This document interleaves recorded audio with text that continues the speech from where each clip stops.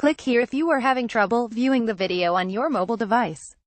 San Jose, months after she was evacuated amid the powerful February storms that overwhelmed nearby Coyote Creek, Keen Win has finally returned to her Rock Springs home. All around her are signs of change. Along the nearby Creek Levee, work crews have been installing a berm wall to bolster the creek's resistance to flooding. "The wall makes us feel a little safer," Win said, though, like many of her neighbors, she feels it should have been there all along. "They were supposed to prevent this disaster from happening. We just hope it never happens again." In the months since the floods, which caused $100 million in property damage, local officials have squabbled publicly over the failure to adequately warn and protect residents from the swiftly rising waters. But behind the scenes, they've been hard at work building structures and systems to shore up San Jose's defenses. Whatever this winter brings, they insist, things will be different. "Over the past 9 months, we've worked diligently to improve our disaster preparedness and response so that we can better protect our residents from flooding in the future," said Mayor Sam Liccardo, noting a number of critical improvements ahead of the upcoming rainy season.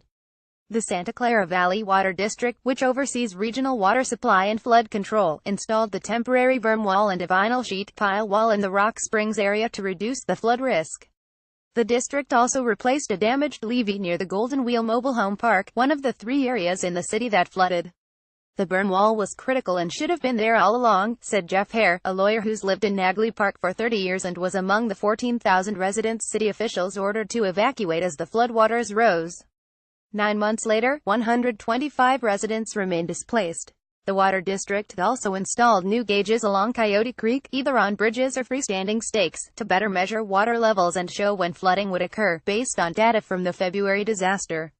And the district launched a new Flood Watch website that tracks water levels in the Anderson Reservoir and Coyote Creek, and allows residents to monitor levels in their own neighborhoods using an interactive map. The February 21 flooding followed a series of heavy rains that overwhelmed Anderson Reservoir's capacity as well as Coyote Creek downstream. City and Water District officials had met and planned for potential flooding and were monitoring creek levels around the clock.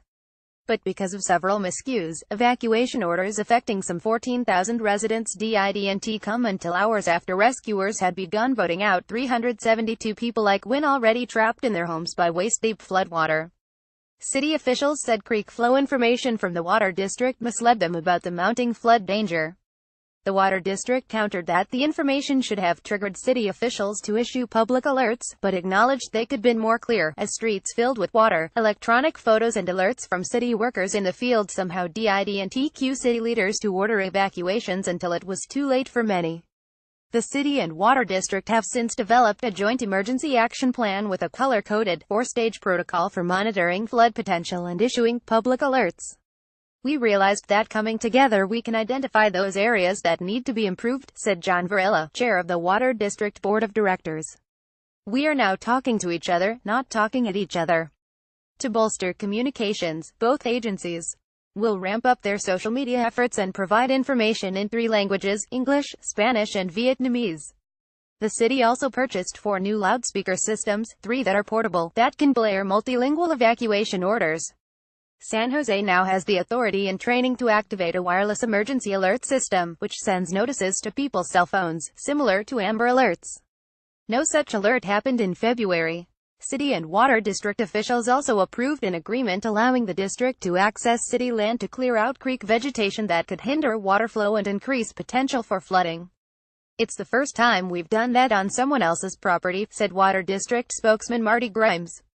The district also will lower water levels at its Anderson and Coyote reservoirs 33% from last year's storage, reducing risk of water spilling over into Coyote Creek during a rainy season. Last February, Anderson reached capacity and had to release surplus water from the storms for the first time since 2006.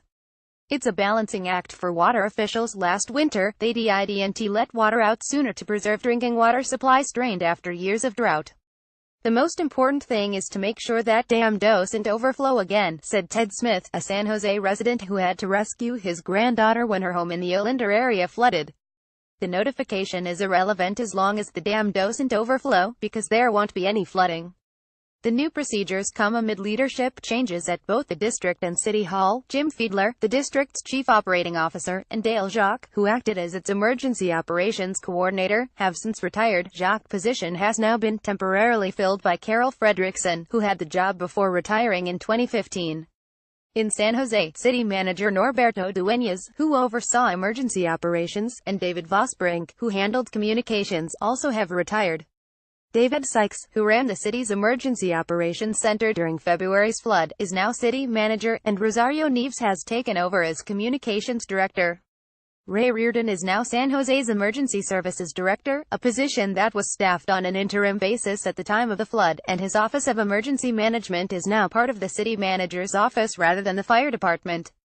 Riordan, who's worked in emergency services for 31 years, said having a plan that was built by both the city and water district is critical in creating a foundation for emergency response. The emergency is the worst time to exchange business cards, Riordan said. You have to know each other before, you have to work together and you'll see a difference together.